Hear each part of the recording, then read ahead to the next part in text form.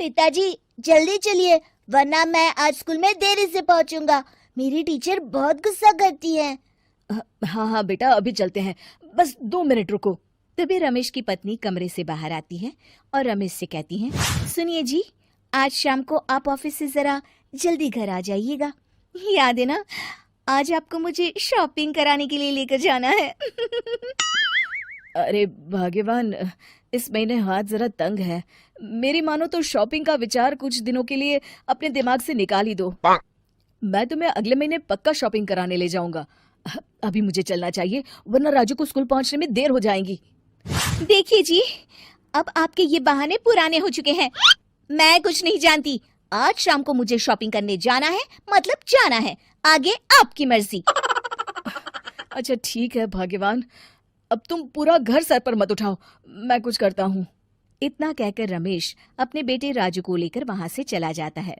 घर से निकलने के लिए रमेश जैसे ही अपनी मोटरसाइकिल शुरू करता है, तभी उसकी माँ उसे आवाज देकर कहती है, अरे रमेश, आज शाम को मुझे कुछ पैसे दे देना। याद है ना, मैंने तुझसे कहा था कि मुझे मंदिर में चढ़ावा चढ़ाना है। अरे माँ, मेरी तनख्वाह आने में अभी 10 दिन बचे हैं। अभी मेरे पास बिल्कुल पैसे नहीं है। हाँ, मेरी तनख्वाह मिलते ही मैं तुम्हें पैसे दे दूंगा। रमेश की माँ चिढ़कर कहती हैं, अरे तेरा दिमाग तो खराब नहीं हो गया? मैंने तेरे भरोसे मंदिर के पुजारी जी से वादा कर दिया है और तू कह रहा है कि पैसे नहीं है। अब मैं पुजारी जी को क्या जवाब दूंगी? तुझे तो मेरी इज्जत की भी कुछ परवाह नहीं है। अच्छा ठीक है माँ, अब तुम गुस्सा मत करो, मैं शाम तक कुछ इंतजाम करता हूँ। इतना कहकर रमेश वहां से चला जाता है। फिर दोपहर को जब रमेश अपने दफ्तर में बैठा होता है, तब उसे अपनी पत्नी और माँ की बातें याद आती हैं। रमेश अपने दफ्तर के एक साथी मोहन से कुछ रुपए उधार मांगता है। अरे भाई मोहन, मेरा एक छोटा सा काम कर दो, मुझे कुछ रुपयों की सख्त जरूरत है। मुझे कुछ दिनों के लिए क्या तुम रुपए उधार दे सकते हो? अरे रमेश भाई, मैं तुम्हें पैसे उधार तो दे सकता हूँ, लेकिन मुझे वक्त पर पैसे लौटा देना।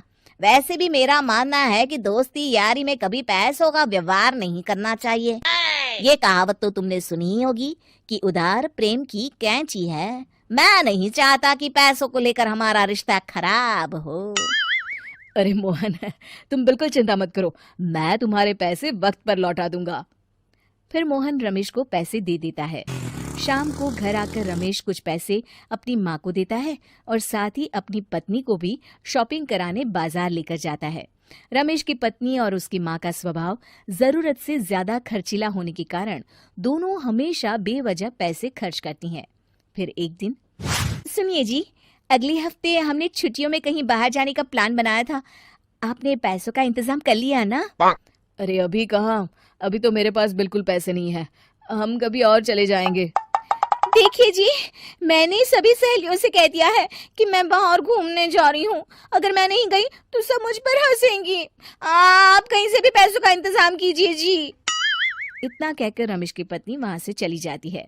वहीं दूसरी तरफ रमेश की माँ भी तीर्थ यात्रा जाने की जिद करती है और रमेश से पैसे मांगती है। फिर अगले दिन रमेश एक सेठ से पैसे उधार लेकर अपनी पत्नी और बेटे को घुमाने ले जाता है और अपनी माँ को भी तीर्थ यात्रा पर भेज देता है। लेकिन जैसे ही रमेश अपनी छुट्टियां बिताकर वापस आता है, कर्जदार उसका जीना मुश्किल कर देते हैं। इतना ज्यादा कर्ज एक साथ अपने ऊपर देख रमेश काफी परेशान रहने लगता है। फिर एक दिन राजू की स्कूल की फीस वक्त पर न भर पाने के कारण रमेश को स्कूल में बुलाया जाता है। स्कूल के प्रिंसिपल साहब रमेश को सख्त हिदायत देते हैं कि अगर वक्त पर स्कूल की फीस नहीं भरी गई तो उनके बेटे का नाम स्कूल से काट दिया जाएगा। अपने बेटे की स्कूल की फीस भरने के लिए रमेश अपने दोस्त गिरधारी से कुछ पैसे उधार ले लेता है और स्कूल की फीस भर देता है। रमेश की माँ और उसकी पत्नी खर्चे और घर की जिम्मेदारी संभालते संभालते धीरे धीरे रमेश पूरी तरह कर्ज में डूब जाता है। और तभी एक दिन दफ्तर में काम करते समय रमेश की तबीयत अचानक बिगड़ जाती है और वो बेहोश होकर गिर पड़ता है। उसे जल्दी से पास के एक अस्पताल में भर्ती कराया जाता है। रमेश के घर वालों को ये बात पता चल जाती है तो वे सभी अस्पताल पहुंचते हैं। अस्पताल के डॉक्टर साहब उन्हें बताते हैं, देखिए, देर रात तक जागने और जरूरत से ज्यादा काम करने की वजह से इन्हें चक्कर आ गया था। बेहतर यही होगा कि इन्हें कुछ दिनों के लिए पूरी तरह आराम करने दिया जाए। रमेश की हालत देखकर उसके बेटे राजू को बहुत गुस्सा आता है और वो अपनी दादी और माँ से कहता है, माँ, दादी, मैं इतना छोटा हूँ, फिर भी मैं इतना समझता हूँ कि पिताजी दिन रात दफ्तर में काम करके पैसे कमाते हैं। पिताजी अकेला पूरा घर संभालते हैं और आप दोनों अपने फिजूल के खर्चों के लिए उन पर दबाव डालते रहते हैं। आज पिताजी की हालत के जिम्मेदार तो आप दोनों हैं। राजू की समझदारी भरी बातें सुनकर रमेश की माँ और पत्नी को अपनी गलती का एहसास होता है और दोनों की आंखों में आंसू आ जाते हैं।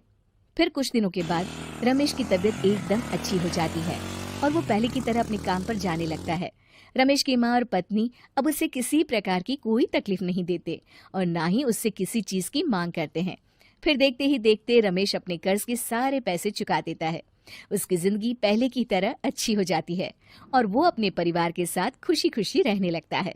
शिक्षा, हमारे रिश्ते एक तराजू की तरह होते हैं जिसकी दोनों ओर जिम्मेदारी और समझदारी का वजन बराबर होना चाहिए।